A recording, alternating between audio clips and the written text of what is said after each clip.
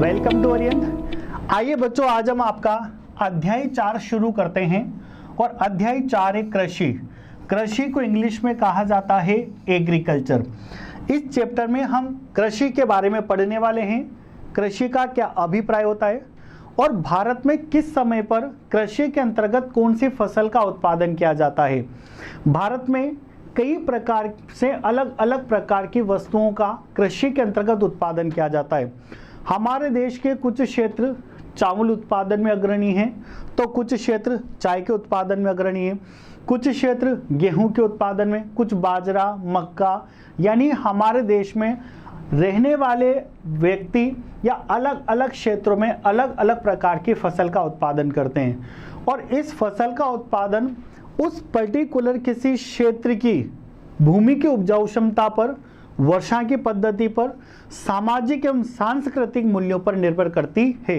यानी कृषि के जो प्रकार है वो हमें सबसे पहले डिस्कस करने हैं। तो प्यारे बच्चों, हमारा टॉपिक बनता है कृषि के प्रकार। और हमारे देश में जो कृषि के प्रकार है वो किस किस पर निर्भर करते हैं। एक तो वर्षा की पद्धति पर निर्भर करेगा, भूमि की उत्पादकता पर निर्भर करेगा, क्योंकि देश में प्रत्येक भूमि की उत्पादकता अलग अलग होती है। और भूमि की सबसे पहली विशेषता ये होती है कि भूमि की उपजाऊ क्षमता कभी नष्ट नहीं हो सकती, जीवन पर्यंत भूमि की उपजाऊ क्षमता रहती है। हाँ, इतना जरूर हो सकता है कि किसी भूमि का काफी लंबे समय से प्रयोग नहीं होने से वो बंजर हो गई हो, लेकिन उस पर अच्छे रासायनिक खाद्य पदार्थों का प्रयोग करके वापस उसकी उपजाऊ क्षमता को बढ़ाया जा सकता है। परंतु प्रत्येक भूमि की उपजाऊ क्षमता अलग अलग रहती है, जिसके आधार पर भी अलग अलग प्रकार की कृषि हर भूमि के अंतर्गत की जाती है। तकनीकी उन्नति के आधार पर भी कृषि की जाती है। सामाजिक एवं सांस्कृतिक प्रथाओं के आधार पर भी कृषि की जाती है। तो कृषि के प्रकार जो हमारे देश में किए जाते हैं, वर्षा पद्धति के आधार पर, भूमि की उत्पादकता के आधार पर, तकनीकी उन्नति के आधार पर और सामाजिक एवं सांस्कृतिक प्रथाओं के आधार पर। अब देखिए बच्चों, हम डिस्कस करते हैं सबसे पहले प्रारंभिक जीविका निर्वाह कृषि। देखिए प्यारे बच्चों, प्रारंभिक जीविका निर्वाह कृषि से क्या अभिप्राय होता है। ये जो कृषि है ये छोटे किसानों के द्वारा या छोटी भूमि रखने वाले व्यक्तियों के द्वारा की जाती है। जो व्यक्ति अपने जीवन का गुजारा करने के लिए एक छोटे से भूभाग पर कृषि करते हैं, उसे प्रारंभिक जीविका निर्वाह कृषि कहा जाता है। और इसके अंतर्गत क्या होता है कि जो किसान लोग होते हैं वो एक जंगल के क्षेत्र की साफ सफाई करके और उसमें जितना भी कूड़ा करकट होता है उस सबको जला देते हैं और कुछ टाइम के लिए उसका प्रयोग नहीं करते हैं, ताकि कुछ टाइम बाद जैसे उस पर मिट्टी आएगी तो उस भूमि की उत्पादकता या उस पर्टिकुलर क्षेत्र की उत्पादकता में वृद्धि होगी और उस समय पर फिर वो उसमें कृषि कार्य करेंगे। इसे कहा जाता है प्रारंभिक जीविका निर्वाह कृषि।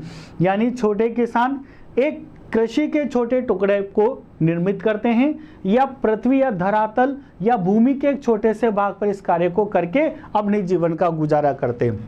देखिए बच्चों, भारत में प्रारंभिक जीविका निर्वाह कृषि इसकी बात की जा रही है आपसे। किसके द्वारा की जाती है? छोटे किसानों के द्वारा। किसके द्वारा की जाती है? छोटे किसानों के द्वारा। उसमें भी विशेषकर कौन होते हैं? आदिवासी द्वारा अपने परिवार एवं मजदूरों की सहायता से भूमि के छोटे टुकड़ों पर, अभी आपको बात बताई गई थी कि ये भूमि के छोटे से टुकड़े पर की जाती है।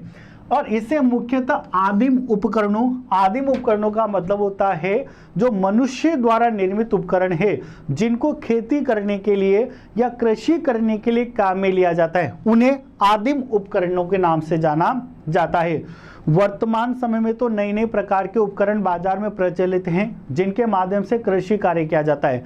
लेकिन अगर अपन पुराने समय की बात करें तो पुराने समय में हम पुरानी तकनीकों से या पिछड़ी तकनीकों से या हाथ से बनाई हुई तकनीकों से कृषि कार्य किया जाता था और उन ऐसे उपकरण को आदिम उपकरणों के नाम से जाना जाता है।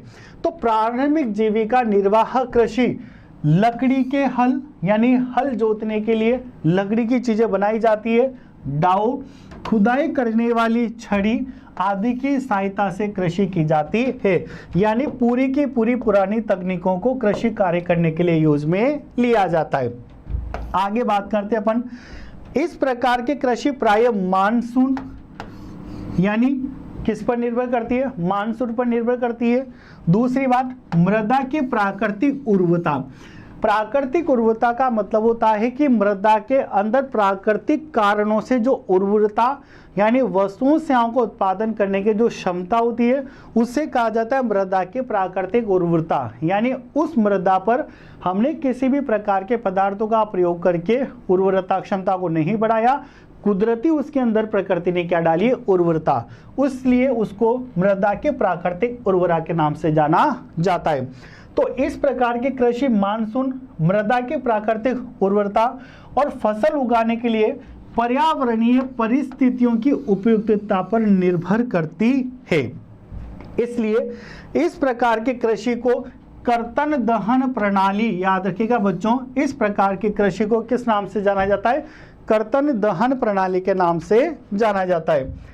इस कृषि के अंतर्गत आदिवासी या किसान, अब अभी आपको बताया गया था कि जो जंगल की भूमि होती है उसमें जो भी कूड़ा करकट होता है उसको जला दिया जाता है और उसको कुछ समय के लिए खाली छोड़ दिया जाता है। कुछ समय बाद जब उस पर मिट्टी बनती है तो उसकी उपजाऊ क्षमता में क्या हो जाती है, वृद्धि हो जाती है, और जब उसकी उपजाऊ क्षमता में वृद्धि हो जाती है तो फिर उस पर कृषि कार्य किया जाता है। तो देखिए क्या होता है इसके अंतर्गत, इस कृषि के अंतर्गत आदिवासी या किसान जंगल की भूमि का एक टुकड़ा जलाकर कृषि के लिए साफ कर देते हैं और उसके पश्चात उस भाग को कुछ वर्षों के लिए क्या कर देते हैं, खाली छोड़ देते हैं, जिससे प्रकृति मिट्टी को क्या बना देती है, उपजाऊ बना देती है। तो बच्चों ये कहलाती है आपके प्रारंभिक जीविका निर्वाह कृषि। आगे बात करते हैं अपन गहन जीविका कृषि। देखिए बच्चों, गहन जीविका कृषि का अपन बात करें तो गहन जीविका कृषि उन क्षेत्रों में की जाती है जहां पर जनसंख्या का काफी ज्यादा दबाव होता है। ठीक है, यानी काफी ज्यादा मात्रा में जिस स्थान पर जनसंख्या होती है वहां पर गहन जीविका कृषि का उत्पादन किया जाता है। तो देखिए भारत में गहन जीविका कृषि उन क्षेत्रों में की जाती है जहां पर जनसंख्या का भूमि पर अत्यधिक दबाव होता है, यानी कुल मिलाकर के भूमि की मात्रा कम होती है और जनसंख्या की मात्रा ज्यादा होती है। ऐसी परिस्थिति में गहन जीविका कृषि भूमि का प्रयोग किया जाता है। और ये जो गहन जीविका कृषि ये श्रम प्रधान होती है। श्रम प्रदान का मतलब होता है बच्चों जहां पर पे वस्तुओं सेवाओं का या कृषि उत्पादन करने के लिए श्रमिकों का अधिक प्रयोग किया जाता है। किसका अधिक प्रयोग किया जाता है, श्रमिकों का अधिक प्रयोग व पूंजी, और पूंजी का मतलब होता है बच्चों मशीनों का प्रयोग कम किया जाता है। ठीक है, उसे क्या कहा जाता है, श्रम प्रधान तकनीक कहा जाता है। जहां पर पे श्रमिकों का अधिक और पूंजी का कम, पूंजी यानी मशीनों का प्रयोग किया जाता है, उसे श्रम प्रधान तकनीक कहा जाता है। और गहन जीविका कृषि में श्रम प्रधान तकनीक को यूज में लिया जाता है, इसलिए यह श्रम प्रधान कृषि के नाम से जानी जाती है। जहां अधिक उत्पादन के लिए अत्यधिक मात्रा में उर्वरकों एवं सिंचाई का प्रयोग किया जाता है, यानी गहन जीविका कृषि को उत्पादित करने के लिए अधिक मात्रा के अंतर्गत उर्वरकों का प्रयोग किया जाता है और साथ ही साथ सिंचाई का प्रयोग किया जाता है। आगे बात करते हैं बच्चों वाणिज्यिक कृषि। देखो शब्द से स्पष्ट है यहां पर वाणिज्यिक कृषि, और वाणिज्यिक कृषि से क्या अभिप्राय होता है ये देखिएगा आप लोग। बच्चों वाणिज्यिक कृषि नाम से स्पष्ट है यहां पर पे देखिए, व्यवसाय करने की दृष्टि से जो कृषि की जाती है, व्यवसाय करने की दृष्टि से जो कृषि की जाती है उसे क्या कहा जाता है, वाणिज्यिक कृषि कहा जाता है। यानी इसके अंतर्गत टारगेट क्या होगा, इसके अंतर्गत वस्तुओं सेवाओं का उत्पादन किया जाएगा, और जब वस्तुओं सेवाओं का एक अच्छा खासा उत्पादन हो जाएगा तो उसको बाजार में बेचा जाएगा, और बाजार में बेच करके उससे आय कमाई जाएगी। इसे क्या कहा जाता है, वाणिज्यिक कृषि कहा जाता है।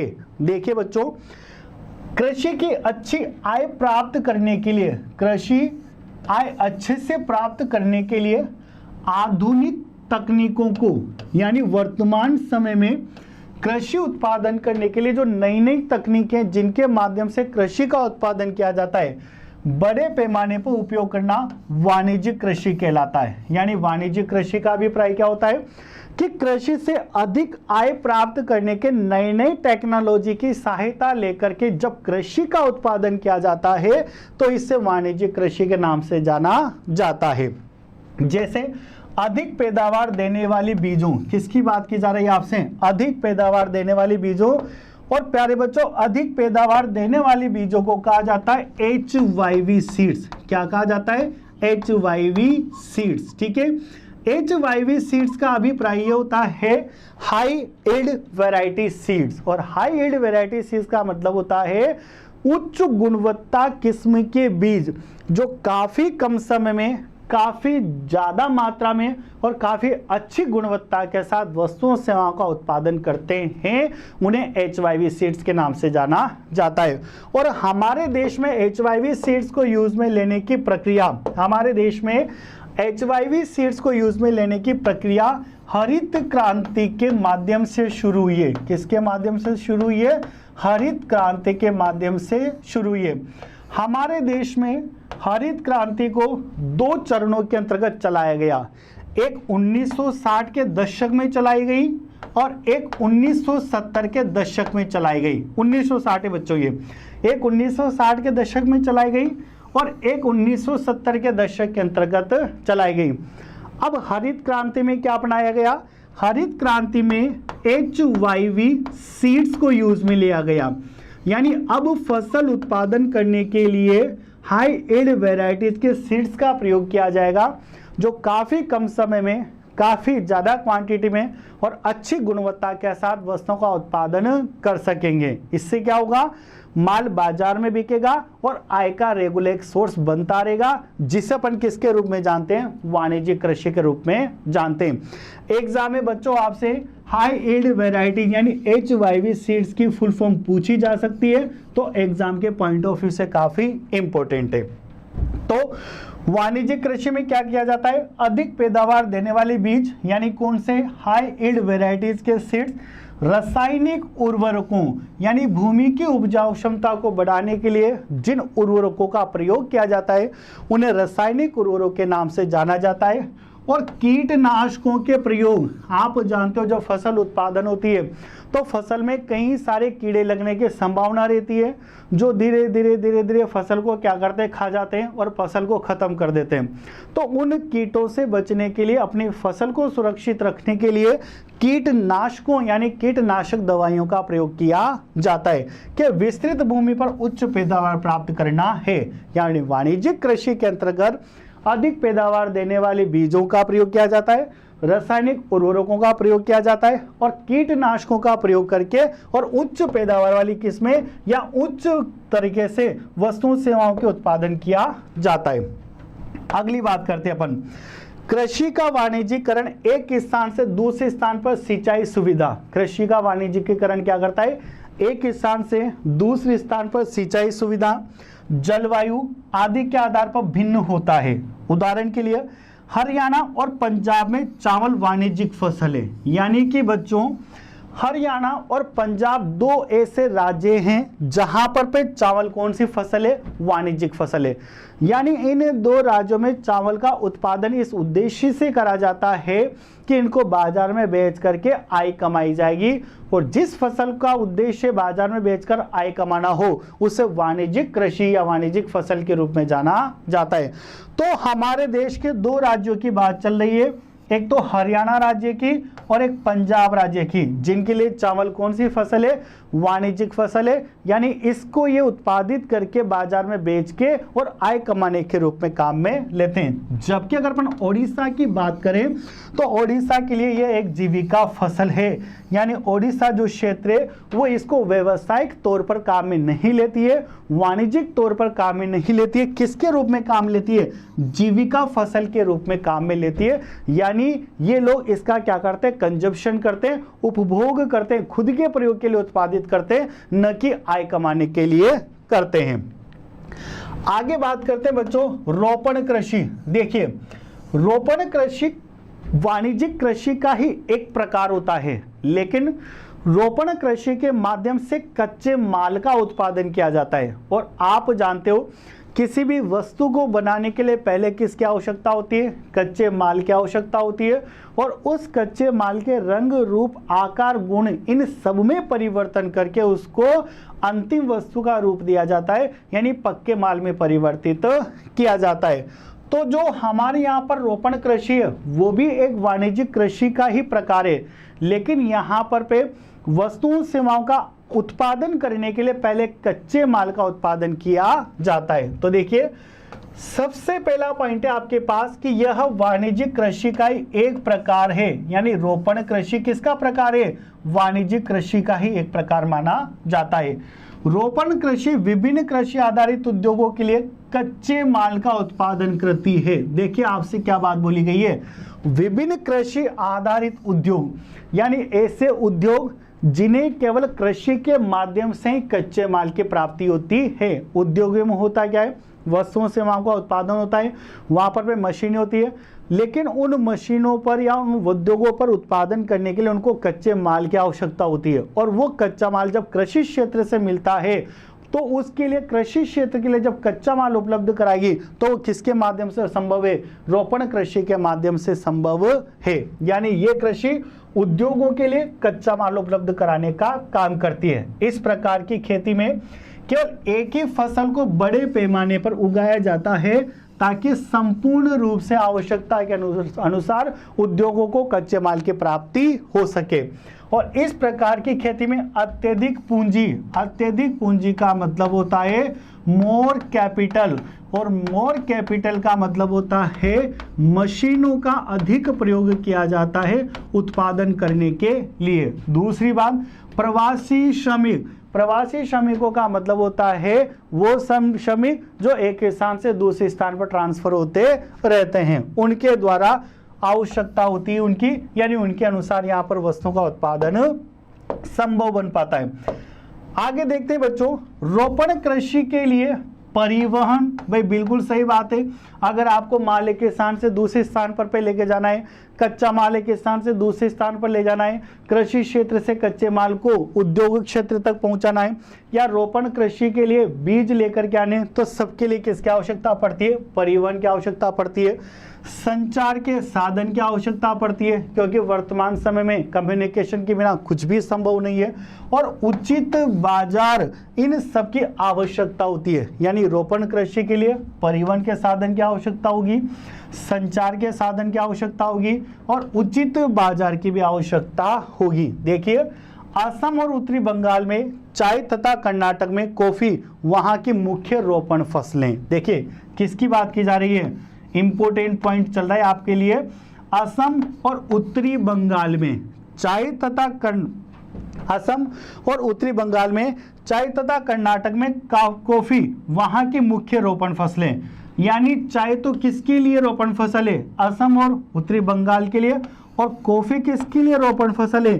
कर्नाटक के लिए। ठीक है, आगे देखते हैं बच्चों। आगे आता है शस्य प्रतिरूप। देखिए प्यारे बच्चों, सबसे पहले समझते हैं शस्य प्रतिरूप का मतलब क्या होता है, किसे शस्य प्रतिरूप के नाम से जाना जाता है। तो देखिए शस्य प्रतिरूप का मतलब है क्रॉपिंग पैटर्न। इंग्लिश में इसको बोला जाएगा क्रॉपिंग पैटर्न। क्रॉपिंग पैटर्न यानी कि वातावरण के अंतर के आधार पर उगाई जाने वाली फसलों का अध्ययन किया जाता है। यानी कि बच्चों शस्य प्रतिरूपण का मतलब होता है, आप जानते हो हमारे देश में कई प्रकार की वस्तुओं सेवाओं का उत्पादन होता है, लेकिन मौसम के अनुसार यहाँ पर वातावरण की परिस्थितियों को देख करके वस्तुओं सेवाओं का उत्पादन किया जाता है। जैसे सर्दी के समय गेहूं का उत्पादन किया जाता है, और गेहूं के उत्पादन में अगर अपन राजस्थान राज्य की बात करें तो सबसे पहले अगर श्री गंगानगर को ले तो श्री गंगानगर में गेहूं का उत्पादन काफी ज्यादा होता है, इसलिए श्री गंगानगर को राजस्थान का अन्नागार भी कहा जाता है, यानी अन्न उत्पन्न करने वाला जिला भी कहा जाता है। तो शस्य प्रतिरूप का मतलब होता है कि वातावरण के अनुसार अलग अलग प्रकार की वस्तुओं का उत्पादन करना ही शस्य प्रतिरूपण कहलाता है। तो प्यारे बच्चों शस्य प्रतिरूप का अभिप्राय होता है कि वातावरण के अंतर के आधार पर उगाई जाने वाली फसलों का अध्ययन किया जाता है। किसके आधार पर? वातावरण के अंतर के आधार पर जो अलग अलग प्रकार की फसलें उगाई जाती है उसका अध्ययन शस्य प्रतिरूपण के अंतर्गत किया जाता है। आगे देखिए बच्चों, सबसे पहले आती है कौन सी फसल? रबी की फसल, यानी शस्य प्रतिरूपण में। अब रबी की फसल की आपसे बात की जाए तो रबी की फसल भी एक स्पेशल समय पे ही की जाती है, यानी वातावरण के अनुसार की जाती है। और रबी की फसल अक्टूबर और से दिसंबर के मध्य, यानी रबी की फसल को जो बोया जाता है वो अक्टूबर से दिसंबर में बोया जाता है। और बच्चों अक्टूबर से दिसंबर में क्या चलती है? सर्दियों का सीजन होता है। तो अपन ये बोल सकते हैं कि जो रबी की फसल है इसको सर्दियों के समय में उगाया जाता है। आगे वातावरण से संबंधित बात आपके यहाँ पर तो पहला पॉइंट ही डिस्कस करने वाले हम लोग कि रबी फसलों को शीत ऋतु में, कौन सी फसलों, कौन सी ऋतु में? शीत ऋतु में, यानी सर्दी के समय। और शीत ऋतु कौन से मंथ में आती है? अक्टूबर से लेकर दिसंबर के मंथ में। तो रबी की फसलों को शीत ऋतु में यानी अक्टूबर से दिसंबर के मध्य बोया जाता है। और ग्रीष्म ऋतु में, अब ग्रीष्म ऋतु का अलग, गर्मी के समय की आपसे बात की जा रही है। तो गर्मी का समय कब होता है? अप्रैल से लेकर जून के मध्य में चलता है। तो इसमें इसको क्या कर लिया जाता है? काट लिया जाता है। यानी रबी की फसल का उत्पादन शीत ऋतु के अंतर्गत किया जाता है, अक्टूबर से दिसंबर महीने के बीच में। और ग्रीष्म ऋतु यानी कि अप्रैल से जून के मध्य में इसकी कटाई कर ली जाती है। गेहूं, जौ, मटर, चना और सरसों कुछ प्रमुख रबी की फसलें। यानी अगर आपसे एग्जाम में पूछा जाए कि रबी की फसलों के नाम बताइए या एक दो उदाहरण दीजिए, तो आप गेहूं का एग्जाम्पल दे सकते हो। जो मटर, चना, सरसों, ये सब कौन सी फसलों के उदाहरण है? ये सब रबी की फसलों के उदाहरण माने जाते हैं। अब ये डिस्कस कर लेते हैं कि रबी की फसल का उत्पादन हमारे देश में कौन कौन से राज्यों के अंतर्गत ज्यादा होता है। तो देखिए, पंजाब की बात की जाए, हरियाणा की बात की जाए, हिमाचल प्रदेश की बात की जाए, उत्तर प्रदेश, जम्मू कश्मीर और उत्तराखंड में रबी की फसलों को उगाया जाता है। यानी भारत के ये प्रमुख कुछ क्षेत्र या राज्य हैं जहां पर रबी की फसल का उत्पादन अधिकतम मात्रा के अंतर्गत किया जाता है। ठीक है, अब बच्चों आगे देखते हैं हम लोग, बात करते हैं शीत ऋतु। तो शीत ऋतु में शीतोष्ण पश्चिमी विक्षोभों से होने वाली वर्षा इन फसलों के लिए अधिक उत्पादन में सहायक होती है। यानी रबी की फसल के लिए शीत ऋतु के अंतर्गत जो शीतोष्ण पश्चिमी विक्षोभों से जो वर्षा होती है वो इनके उत्पादन में काफी ज्यादा सहायता प्रदान करती है। यानी एक तरीके से इन वस्तुओं का उत्पादन जब शीत ऋतु आती है तो उसके अंतर्गत इन फसलों में पकाव आना शुरू हो जाता है, जो कि शीत ऋतु का एक महत्वपूर्ण कारक बनता है। तो शीत ऋतु में शीतोष्ण पश्चिमी विक्षोभों से होने वाली वर्षा इन फसलों के अधिक उत्पादन में सहायक होती है। बात किसकी की जा रही है आगे आपसे? हरित क्रांति। अभी आपको समझाया था कि हमारे देश में हरित क्रांति को दो चरणों में चलाया गया, एक 1960 के दशक के अंतर्गत और एक 1970 के दशक के अंतर्गत। और हरित क्रांति में हाई यील्ड वेराइटीज के सीड्स को यूज में लेके वस्तुओं सेवाओं के उत्पादन को प्रारंभ करने का निर्णय लिया गया। लेकिन बच्चों, जब पहले चरण 1960 के दशक में हरित क्रांति का चरण प्रारंभ हुआ तो इसके फायदे देश के सभी राज्यों को बराबर रूप से नहीं मिल पाए। और जो बड़े फार्मर्स थे, जो अधिक भूमि वाले फार्मर्स थे या अधिक आय वाले जो किसान थे, उन्होंने प्रथम चरण में HYV सीड्स यानी हाई यील्ड वेराइटीज के सीड्स का फायदा उठा लिया। लेकिन जो सीमांत किसान थे यानी जो छोटी भूमि वाले किसान थे, उसको इसके एडवांटेज नहीं मिल पाए। फलस्वरूप जब इसको 1980 के दशक में दूसरे चरण में लागू किया गया तो देश के सभी राज्यों को बराबर रूप से यहाँ पर पे हाई यील्ड वेराइटीज के सीड्स यानी उच्च उपज किस्म के बीजों का वितरण देश के सभी राज्यों को बराबर रूप से करने का निर्णय लिया गया। तो हरित क्रांति के कारण किसकी बात? पंजाब, हरियाणा, पश्चिम उत्तर प्रदेश और राजस्थान के कुछ भागों में गेहूं के उत्पादन में क्या हुई है, वृद्धि हुई है। और गेहूं के उत्पादन में मैंने आपको बता रखा है कि श्री गंगानगर, गेहूं के उत्पादन में श्री गंगानगर को क्या कहा जाता है, राजस्थान का अन्नागार कहा जाता है। क्या कहा जाता है, राजस्थान का अन्नागार। यानी सबसे ज्यादा अन्न उत्पन्न करने वाला जो राजस्थान का राज्य है वो कौन सा है, श्री गंगानगर है। गेहूं का उत्पादन सबसे ज्यादा श्री गंगानगर के अंतर्गत किया जाता है।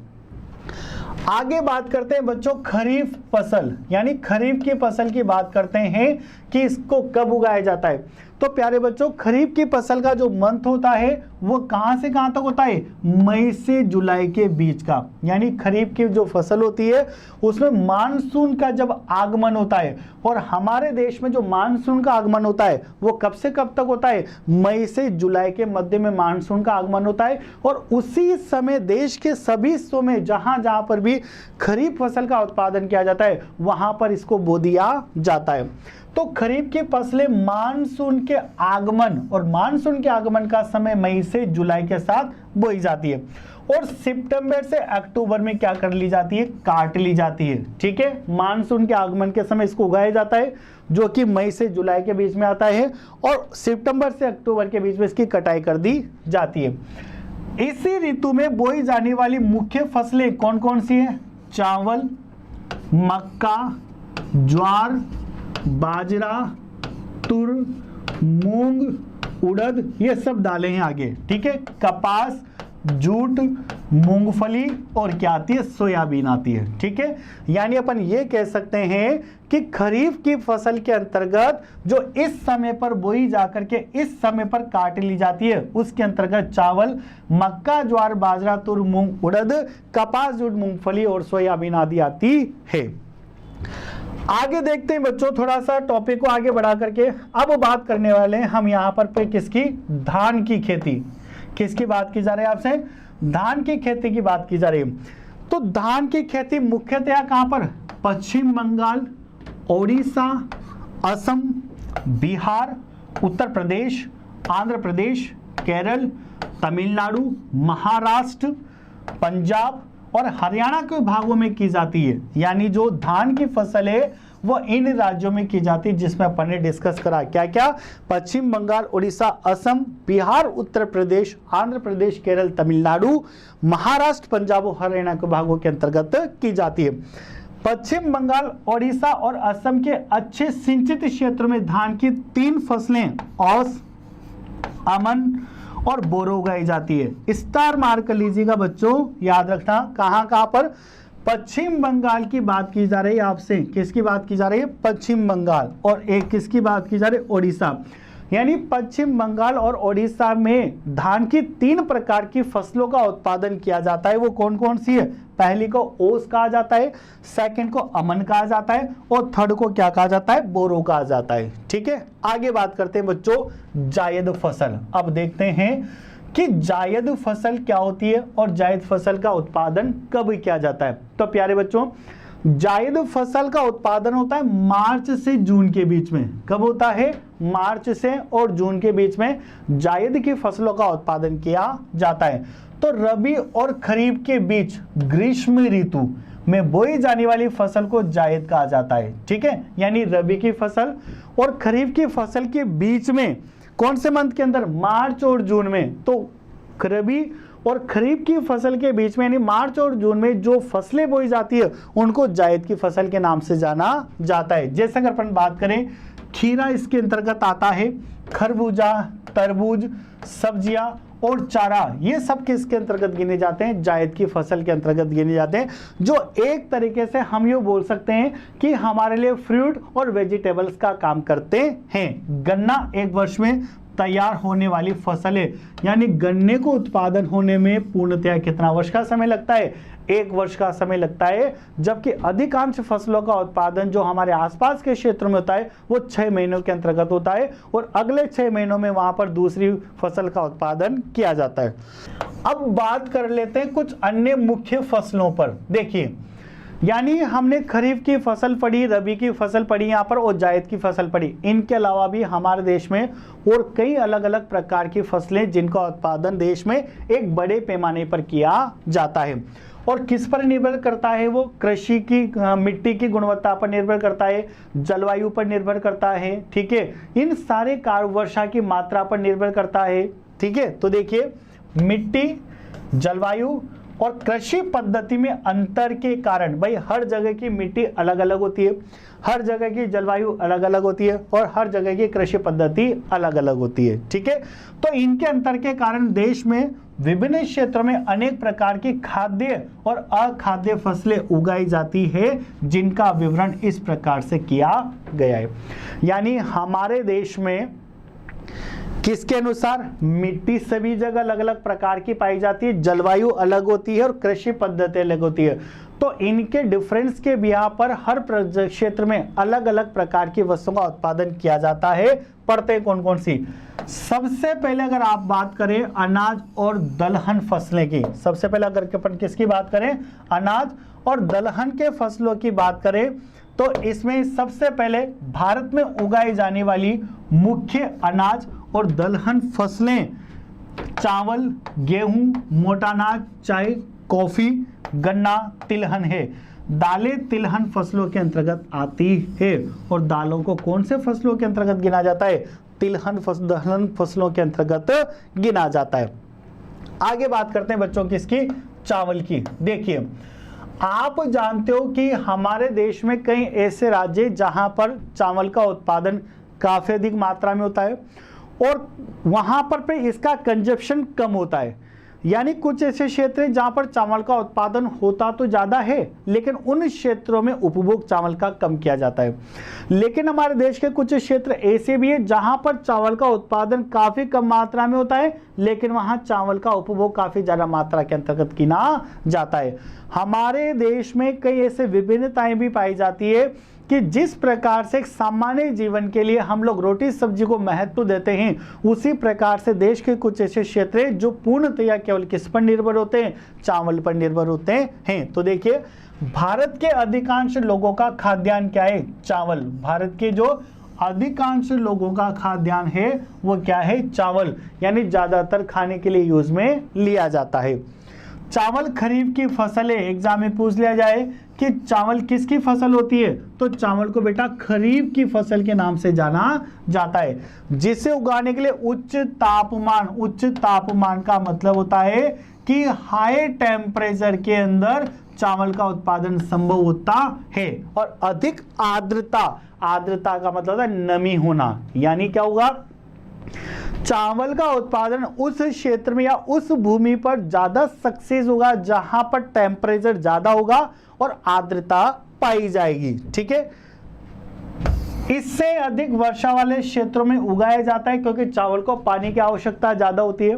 तो चावल का उत्पादन उन्हीं क्षेत्रों के अंतर्गत किया जाता है जहां पानी की भरपूर मात्रा होती है या जहां पर बारिश की संभावना पूर्णतया बनी रहती है। तो इसे अधिक वर्षा वाले क्षेत्रों में उगाया जाता है। कम वर्षा वाले क्षेत्रों जैसे पंजाब, हरियाणा, पश्चिम उत्तर प्रदेश एवं राजस्थान के कुछ भागों में इसे नहरों और कुओं के द्वारा सिंचाई करके उगाया जाता है। यानी चावल एक ऐसी फसल है जिसको उगाने के लिए पानी की आवश्यकता ज्यादा होती है और ये उन क्षेत्रों में ज्यादा उगाई जाती है जहां पर बारिश की संभावना काफी ज्यादा रहती है। लेकिन जिन क्षेत्रों में बारिश की संभावनाएं कम रहती है या बारिश कम होती है उन क्षेत्रों में अगर इसको उगाया जाए तो फिर दूसरा सब्स्टिट्यूट यानी दूसरा ऑप्शन होना चाहिए कि अलग किसी और प्रकार से इसको सिंचित किया जा सके या पानी की सुविधाएं चावल को उपलब्ध कराई जा सके। जैसे पंजाब, हरियाणा, पश्चिमी उत्तर प्रदेश और राजस्थान के कुछ भागों में चावल का उत्पादन तो होता है लेकिन वहां पर इसकी भूमि को सिंचित किसके माध्यम से किया जाता है? नहरों और कुओं के द्वारा इसको सिंचित किया जाता है। आगे बढ़ते हैं बच्चों, बात करते हैं गेहूं की फसल की। देखो गेहूं की फसल भारत की दूसरी सबसे बड़ी खाद्य फसल के रूप में जानी जाती है। गेहूं भारत की दूसरी सबसे बड़ी खाद्य फसल के रूप में जानी जाती है, यानी ये दूसरे नंबर पे आता है खाद्य सामग्री में हमारे पास, ठीक है। तो गेहूं भारत की दूसरी सबसे महत्वपूर्ण खाद्य फसल के रूप में जानी जाती है। गेहूं को उगाने के समय शीत ऋतु तथा पकने के समय धूप एवं समान रूप से वितरित 50 से 75 सेंटीमीटर वर्षा की आवश्यकता होती है। यानी अगर आपको गेहूं का उत्पादन करना है तो आपको क्या उगाते समय कौन सी ऋतु होनी चाहिए, शीत ऋतु होना चाहिए, और पकने के समय धूप होनी चाहिए, और समान रूप से वितरित यानी 50 से 75 सेंटीमीटर औसत बारिश की आवश्यकता होती है। और उन क्षेत्रों में इसको ज्यादा उगाया जाता है जिन क्षेत्रों के अंतर्गत ये सारी विशेषताएं पाई जाती हो। आगे बात करते हैं, उत्तर पश्चिम में गंगा सतलुज का मैदान, किसकी बात की जा रही है आपसे, गंगा सतलुज का मैदान और ढक्कन का काली मिट्टी वाला प्रदेश गेहूं का उत्पादन मुख्यतः दो क्षेत्र है। यानी हमारे देश में गेहूं के उत्पादन के मुख्यतः दो क्षेत्र है। सबसे पहला है गंगा सतलुज का मैदान और दूसरा है ढक्कन का काली मिट्टी वाला प्रदेश। बात करते हैं अगली किसकी, मोटा अनाज। ठीक है, मोटा अनाज का मतलब ज्वार, बाजरा और रागी भारत में उगाए जाने वाले मुख्य मोटे अनाज में हैं। यानी अगर आपसे मोटे अनाज के उदाहरण पूछे जाए एग्जाम में तो मोटे अनाज का अभिप्राय होता है ज्वार, जो एक मोटे अनाज के रूप में जाना जाता है, बाजरा और रागी, इन सबको एक मोटे अनाज के रूप में जाना जाता है। इनमें पोषक तत्वों की मात्रा क्या होती है, अधिक होती है। यानी आप ये देखिएगा हमारे देश के कुछ हिस्से ऐसे होते हैं जहां पर केवल गेहूं की रोटी बनाई जाती है, जबकि कुछ हिस्से ऐसे भी हमारे देश में जहां पर मिक्स यानी गेहूं, ज्वार, बाजरा, मक्का, रागी, इन सबको मिक्स करके और रोटी बनाने का काम किया जाता है, उनका उपभोग किया जाता है। क्योंकि बच्चों इन अगर अपन ज्वार, बाजरा, रागी की बात करें तो इनके अंतर्गत जो प्रोटीन होता है वो काफ़ी ज़्यादा मात्रा में होता है और ये हमारी सेहत के लिए फ़ायदेमंद मानी जाती है। इसलिए कई सारे लोग इन सारे आटों को पीस करके, इन सारी फसलों को पीस करके और मिक्स आटे की रोटी का यानी मिक्स आटे का कंजप्शन करते हैं ताकि वो बॉडी के लिए बहुत अच्छा माना जाता है। अगली बात करते हैं ज्वार, जिसको सोरगम भी कहा जाता है। ठीक है, देखिए प्यारे बच्चों, अगली बात करें हम यहाँ पर ज्वार की, जिसको किस नाम से भी जाना जाता है, सोरगम के नाम से भी जाना जाता है। ठीक है, देखिए ज्वार प्रचुर मात्रा में पोटेशियम, यानी ज्वार में प्रचुर मात्रा में क्या होता है, पोटेशियम होता है, फास्फोरस होता है, कैल्शियम होता है और सोडियम होता है। ठीक है, लोह कम मात्रा में पाया जाता है। ठीक है, क्षेत्रफल और उत्पादन की दृष्टि से ज्वार देश की तीसरी महत्वपूर्ण खाद्यान्न फसल है। देखिए दूसरी महत्वपूर्ण खाद्यान्न फसल अपन ने देखी थी गेहूं, और अगर तीसरी महत्वपूर्ण खाद्यान्न फसल की बात की जाए तो हमारे सामने आंसर क्या होगा, ज्वार। यानी ज्वार हमारे देश में तीसरी महत्वपूर्ण खाद्यान्न फसल के रूप में जानी जाती है। ठीक है, यह फसल वर्षा पर निर्भर होती है और अधिकांश आर्द्र क्षेत्रों में उगाए जाने के कारण इसके लिए सिंचाई की आवश्यकता नहीं होती। मतलब इन फसलों को ज्यादातर आर्द्र क्षेत्र में उगाया जाता है, यानी जो गीले क्षेत्र होते हैं, जो नमी वाले क्षेत्र होते हैं, वहां पर इसको उगाया जाता है। इसलिए इसके लिए ज्यादा बारिश यानी ज्यादा वर्षा के पानी की आवश्यकता नहीं पड़ती है। अगली बात करते हैं प्यारे बच्चों अपन बाजरा पर। ठीक है, तो यह बालुआ और उथली काली मिट्टी पर उगाया जाता है। कौन से मिट्टी पर उगाया जाता है, एक तो बालुआ मिट्टी पर और एक काली मिट्टी पर। यानी बाजरे का उत्पादन ज्यादातर किस पर होता है, बालुआ मिट्टी पर और काली मिट्टी पर। राजस्थान इसका सबसे बड़ा उत्पादक राज्य है। एग्जाम की दृष्टि से बहुत ही इंपॉर्टेंट प्रश्न है कि बाजरा उत्पादन में देश का कौन सा राज्य सबसे अग्रणी है। तो राजस्थान बाजरा के उत्पादन में सबसे अग्रणी राज्य माना जाता है। यानी पूरे देश में बाजरा उत्पादन में सबसे बड़ा स्थान राजस्थान राज्य का माना जाता है। तो राजस्थान इसका सबसे बड़ा उत्पादक राज्य है, प्रथम स्थान बोल सकते हो आप इसको। इसके अतिरिक्त कहां कहां उत्पादित होता है बाजरा, एक तो गुजरात के अंदर, हरियाणा के अंदर, महाराष्ट्र में, उत्तर प्रदेश में भी यह उगाया जाता है। और इसमें लोहा, मैग्नीशियम, तांबा, जस्ता, कैल्शियम एंड विटामिन अच्छी मात्रा में पाया जाता है। आगे बात करते हैं प्यारे बच्चों मक्का की। आपने सुना होगा कि सर्दी के समय आप लोग मक्का की रोटी काफी पसंद की जाती है, और हमारे अगर अपन राजस्थान क्षेत्र की बात करें तो राजस्थान क्षेत्र में मक्का की रोटी काफ़ी फेमस है, ठीक है। आपने कहावत सुनी होगी, मक्का दी रोटी सरसों दा साग, ठीक है। यानी मक्का की रोटी का जो कॉम्बिनेशन है वो सरसों के साग के साथ काफ़ी अच्छा माना जाता है, ऐसी कहा जाता है राजस्थान के अंतर्गत। तो देखो मक्का की अगर अपन बात करें यहाँ पर पे, तो इसका उपयोग खाद्यान्न एवं चारा दोनों के रूप में होता है। यह एक खरीफ फसल है, यानी मक्का कौन सी फसल का उदाहरण है, खरीफ की फसल का उदाहरण माना जाता है। अभी अपन ने डिस्कस करा था आगे के पहले पॉइंट में, खरीफ की फसल, रबी की फसल, जायद की फसल। तो अगर अपन बात करें किसकी, खरीफ की फसल की, तो मक्का किसका उदाहरण मानी जाती है, खरीफ की फसल का उदाहरण मानी जाती है। बिहार जैसे कुछ राज्यों में मक्का रबी की ऋतु में उगाया जाता है, यानी बिहार जैसे राज्य में, बिहार राज्य के अंतर्गत मक्का को रबी की ऋतु के समय उगाया जाता है। और सबसे बड़ी बात, अगर इसके उत्पादन के लिए टेम्परेचर की बात की जाए कि जो आपके मक्का है उसके लिए टेम्परेचर कितना चाहिए, तो इसके उत्पादन के लिए 21 से 27 डिग्री सेंटीग्रेड तापमान की आवश्यकता होती है। तथा पुरानी जलोढ़ मृदा अधिक उपयोगी मानी जाती है। दो तरीके की जलोढ़ मृदा होती है, नई जलोढ़ मृदा और पुरानी जलोढ़ मृदा। नई जलोढ़ मृदा वो होती है जो नदियों द्वारा बहा करके लाई जाती है और एक जगह उसका संचय कर दिया जाता है, उसे नई जलोढ़ मृदा कहा जाता है। और पुरानी जलोढ़ मृदा जो पहले से पहाड़ी क्षेत्रों में रहती है, जहां पर पे बारिश का, जहां पर पे हवाओं का प्रभाव नहीं होता और चक्रवात इनका तूफान इनका प्रभाव कम पड़ता है, उन्हें क्या कहा जाता है, पुरानी मृदा, जलोढ़ मृदा कहा जाता है। तो मक्का का जो उत्पादन है वो पुरानी जलोढ़ मृदा ज्यादा उपयोगी मानी जाती है इसके उत्पादन के लिए। उन्नत किस्म के बीज यानी अच्छी वेराइटी के बीज, उर्वरकों और सिंचाई के प्रयोग से इसके उत्पादन में क्या हुई है, अधिक वृद्धि हुई है।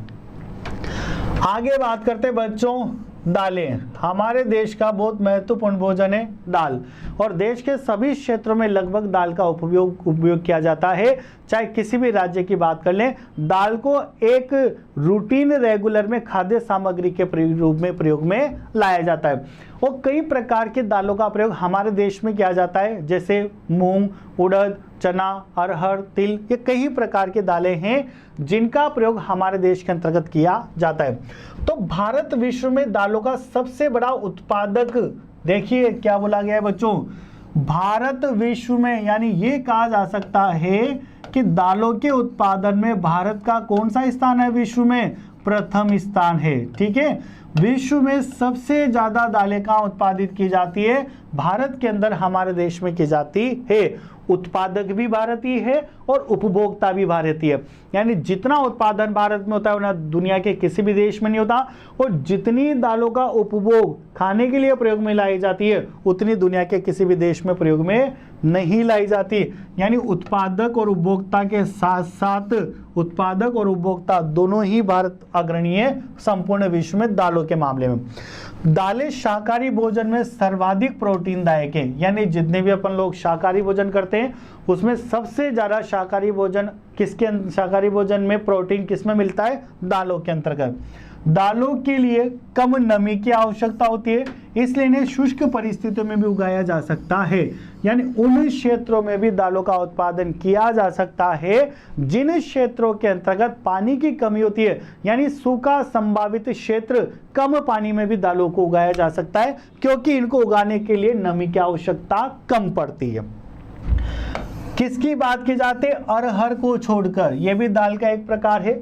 अरहर को छोड़कर अन्य सभी दालें वायु से नाइट्रोजन लेकर भूमि की उर्वरता को बनाए रखती है, यानी अरहर की दाल को छोड़ दीजिए आप, बाकी जितनी भी प्रकार की दालें वो सब वायु से क्या लेती है, नाइट्रोजन लेती है, और वायु से नाइट्रोजन लेकर भूमि की उर्वरा क्षमता को लगातार बनाए रखती है, उसको खत्म करने का काम नहीं करती है। और शस्यावर्धन में मुख्य भूमिका निभाती है। तुर यानी अरहर को बोला जाता है, उड़द, मूंग, मसूर, मटर, चना मुख्य दलहन फसलें, यानी को क्या कहा जाता है, दलहन फसलें कहा जाता है। इसमें मटर और चना रबी की तथा तुर, उड़द और मूंग खरीफ की फसलें हैं, ठीक है। आगे बढ़ते हैं बच्चों। खाद्यान्नों के अतिरिक्त अन्य खाद्य फसलें, यानी और अन्य कौन कौन सी खाद्य फसलें। सबसे पहली बात करें अपन गन्ना की।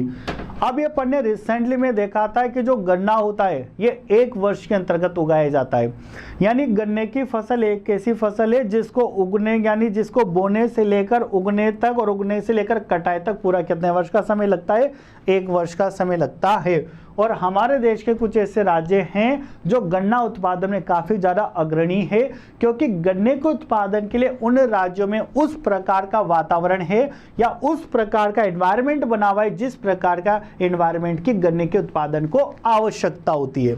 तो गन्ना एक उष्ण और उपोष्ण कटिबंध फसल है, इसे अनेक प्रकार की मिट्टियों में उगाया जा सकता है, यानी गन्ने की फसल अलग अलग प्रकार की मिट्टियों में की जा सकती है। इसमें बुआई से लेकर कटाई तक काफ़ी शारीरिक श्रम की आवश्यकता होती है, यानी ये मान लीजिए कि सबसे ज़्यादा शारीरिक श्रम की जो फसल उत्पादन है वो गन्ने की फसल को माना जाता है।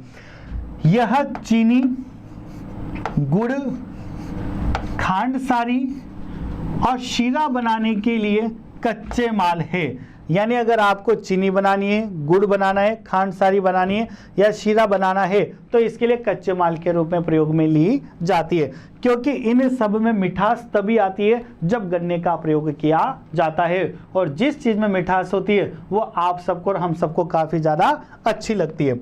उत्तर प्रदेश की बात कर लीजिए आप लोग, महाराष्ट्र की बात कर लीजिए, पंजाब, हरियाणा गन्ने के मुख्य उत्पादक राज्य हैं, यानी हमारे देश में गन्ने के ज़्यादातर जो उत्पादक राज्य वो कौन कौन से हैं, उत्तर प्रदेश, महाराष्ट्र, पंजाब, हरियाणा, ये सब गन्ने के मुख्य उत्पादक राज्य के रूप में जाने जाते हैं। तिलहन की बात करते हैं बच्चों की, तिलहन क्या है, तो भारत के कुल बोए गए क्षेत्र के 12% भूभाग पर, यानी भारत में जितने भी प्रतिशत भूभाग पर फसल उत्पादन होते हैं, बोए गए भूभाग पर 12% भाग पर तिलहन की फसलें की जाती है।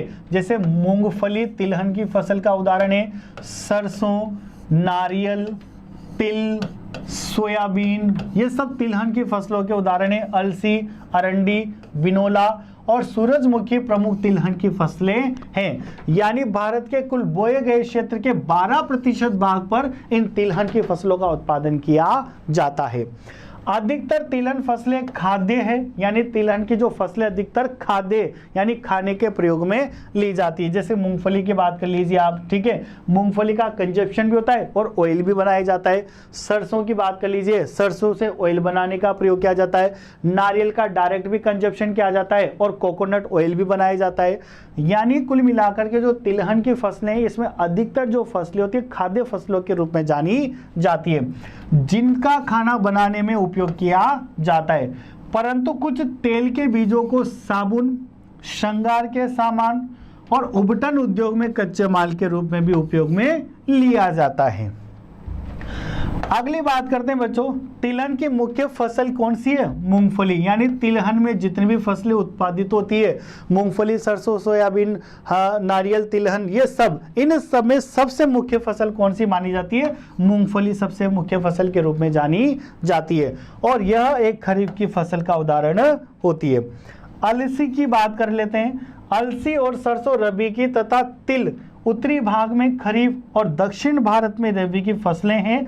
अरंडी रबी और खरीफ दोनों ही ऋतुओं में उगाई जा सकती है, यानी ये बताया गया है कि जो अरंडी की फसल है रबी और खरीफ दोनों ही समय पर या दोनों ही ऋतुओं पर उगाई जा सकती है। चाय की बात कर लेते हैं बच्चों। आप जानते हो कि हमारे देश में चाय का उत्पादन काफी अधिक मात्रा में होता है और कुछ ऐसे क्षेत्र जैसे अगर अपन असम की बात करें तो जो चाय उत्पादक राज्य के रूप में जाना जाता है और हमारे देश से दुनिया के अन्य देशों में काफी मात्रा में चाय का क्या करा जाता है? निर्यात किया जाता है। तो चाय एक रोपण फसल, और अभी आपको बताया गया था कि रोपण फसल क्या होती है? वो वाणिज्यिक फसल का प्रकार जो कच्चा माल उत्पादित करती है, वो वाणिज्यिक फसल का प्रकार जो क्या उत्पादित करती है? कच्चा माल उत्पादित करती है, उससे रोपण फसल कहा जाता है।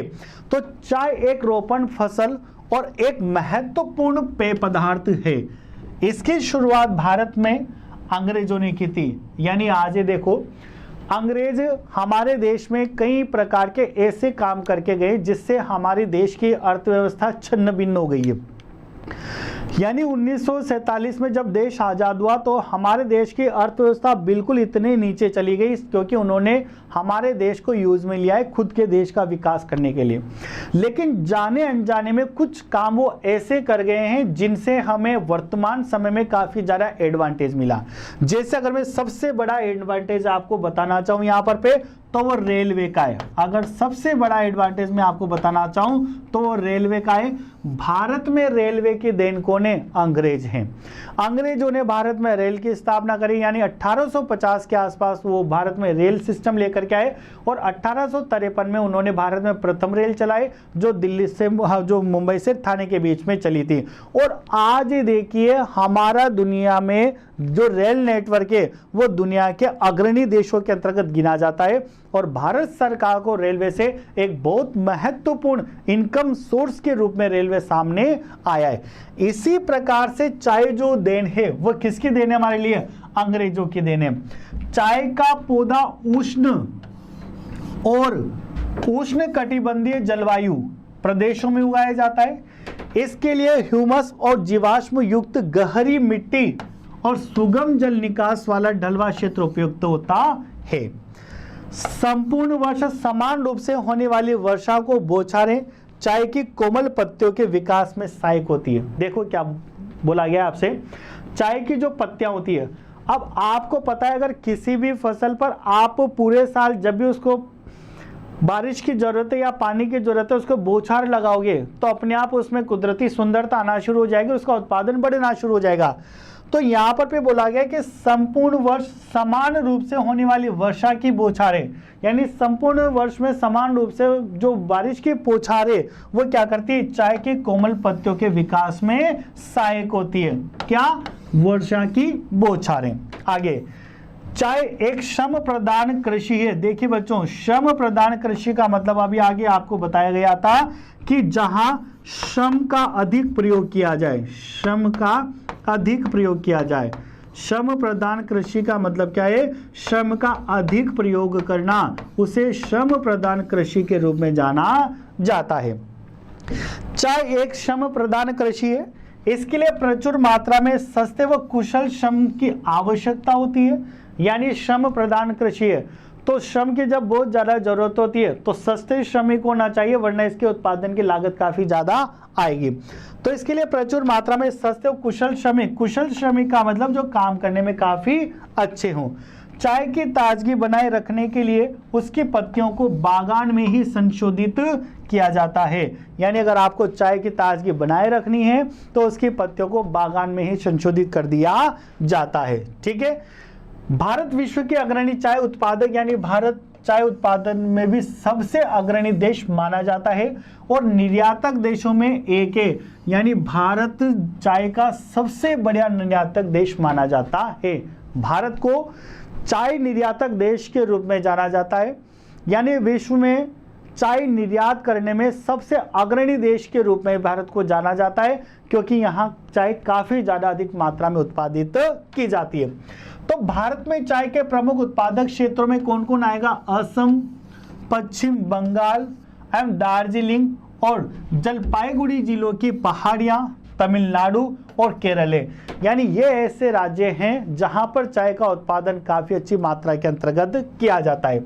इसके अन्य उत्पादक राज्यों में हिमाचल प्रदेश मेनली राज्य तो वो हो गए, लेकिन कुछ अन्य और उत्पादक राज्य जहां पर हमारे देश में चाय का उत्पादन होता है वो कौन कौन से? हिमाचल प्रदेश, उत्तराखंड, मेघालय, आंध्र प्रदेश और त्रिपुरा, ये ऐसे राज्य हैं जहां पर भी चाय का उत्पादन किया जाता है।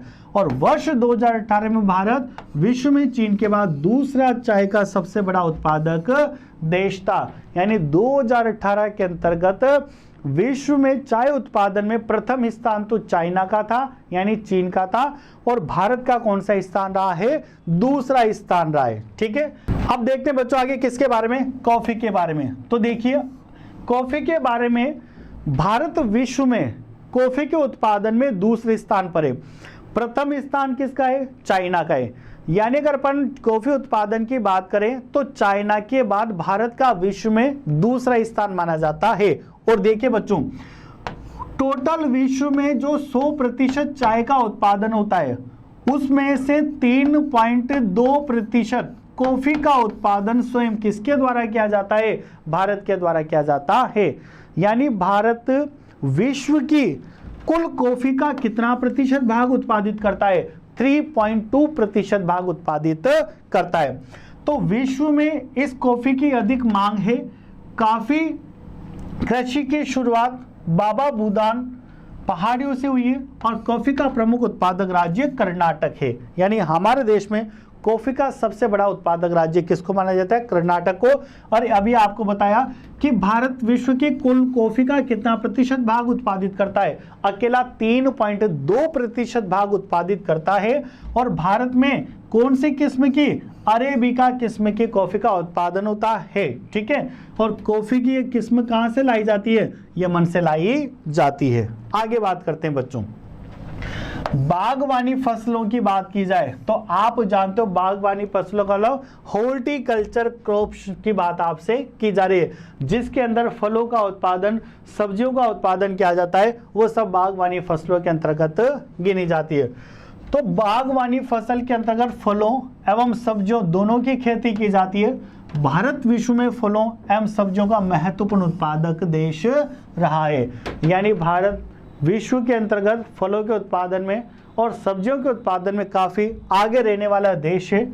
वर्ष 2018 में भारत विश्व में फलों और सब्जियों के उत्पादन में चीन के बाद दूसरा स्थान था। यानी भारत का फलों और सब्जियों के उत्पादन में वापस चीन के बाद विश्व में कौन से स्थान है? दूसरा स्थान है। यानी बागवानी फसलों का उत्पादन भी हमारे देश में काफी अच्छे लेवल पर किया जाता है। तो अपन ये भी बोल सकते हैं कि भारत एक बागवानी कृषि उत्पादक देश के रूप में भी जाना जा सकता है। भारत की मटर, फूल गोभी, प्याज, बंद गोभी, टमाटर, बैंगन और आलू उत्पादन में प्रमुख स्थान रखता है। सब्जियों को बढ़ने के लिए कम समय की आवश्यकता होती है, क्योंकि सब्जियां एक ऐसी फसल है जो जल्दी उत्पादित हो जाती है, ज्यादा समय नहीं लेती है। इसलिए इन्हें जायद, रबी या खरीफ के मौसम के समय में उगाए जाने अनाजों के साथ भी उगाया जा सकता है। बहुत से फल रोपण कृषि से संबंधित है। भारत उष्ण और शीतोष्ण कटिबंध दोनों ही प्रकार के फलों का उत्पादन करता है। यानी भारत उष्ण और शीतोष्ण कटिबंधीय दोनों ही प्रकार के फलों का उत्पादन करता है। कौन जिनका विवरण दे रखा है। अगर अपन आम की बात करें तो इन राज्यों में आम का उत्पादन किया जाता है।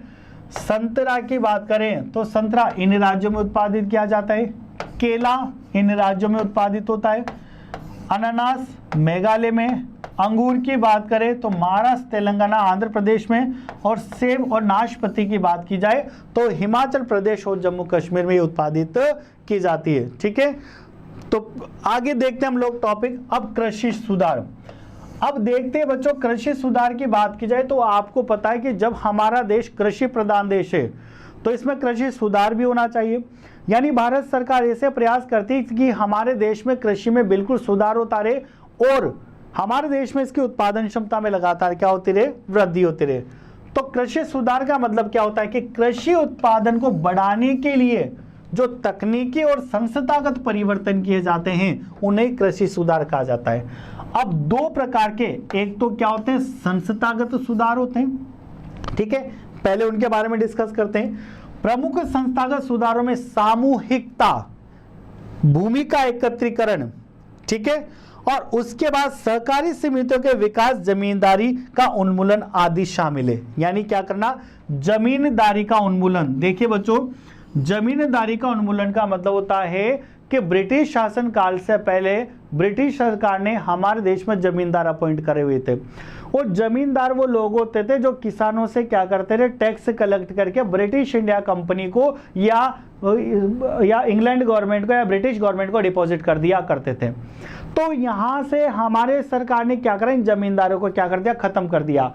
और जो एक्चुअल लैंड लॉर्ड थे, यानी जो भूमि के मालिक थे, उन्हीं को ही अपनी भूमि प्रदान कर दी गई है। भूमि पर पुश्तैनी अधिकार, पुश्तैनी अधिकार का मतलब होता है कि पुरानी आपकी भूमि पुराने लोगों की, वो धीरे धीरे सब आप ही के पास रहती है। भूमि पर पुश्तैनी अधिकार के कारण यह अनेक टुकड़ों में बट जा रही थी, इससे उत्पादकता में कमी हो रही थी।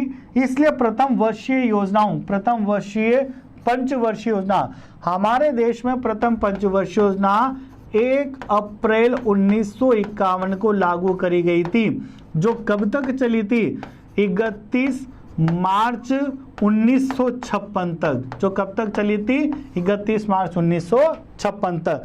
तो इसलिए प्रथम पंचवर्षीय योजना में भूमि सुधार पर मुख्य रूप से ध्यान केंद्रित किया गया। प्रौद्योगिकी सुधार, देखो बच्चों, प्रौद्योगिकी सुधार, टेक्निक में सुधार करना पड़ेगा, और अगर टेक्निक में सुधार कर लिया तो 100% वस्तुओं सेवाओं का उत्पादन बढ़ेगा और कृषि क्षेत्र गति आगे करेगा।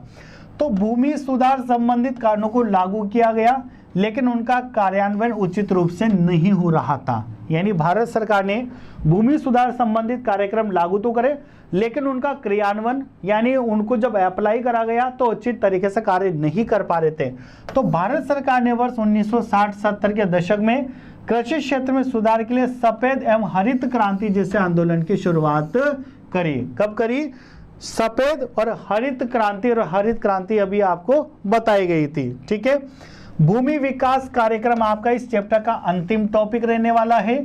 भूमि विकास यानी भूमि का विकास करने के लिए भारत सरकार ने जो कार्यक्रम चलाए उसे भूमि विकास कार्यक्रम कहा जाता है।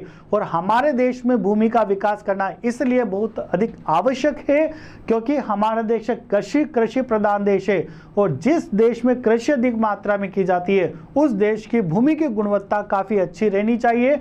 इसलिए सरकार उस भूमि की गुणवत्ता को सफल बनाने के लिए या लगातार बनाए रखने के लिए जो कार्यक्रम चलाती है उसे भूमि विकास कार्यक्रम के नाम से जाना जाता है। हमारे देश में 1980 से 1990 के दशक में व्यापक भूमि विकास कार्यक्रम लैंड डेवलपमेंट प्रोग्राम यानी LDP शुरू किया गया, जो संस्थागत और तकनीक सुधारों पर क्या था? आधारित था। यानी जिसके अंतर्गत संस्थागत सुधार भी किए जाएंगे और तकनीकी सुधार भी किए जाएंगे। इसमें बाढ़, सूखा, चक्रवात, बीमारी तथा आग के लिए फसल बीमा सम्मिलित था। यानी अगर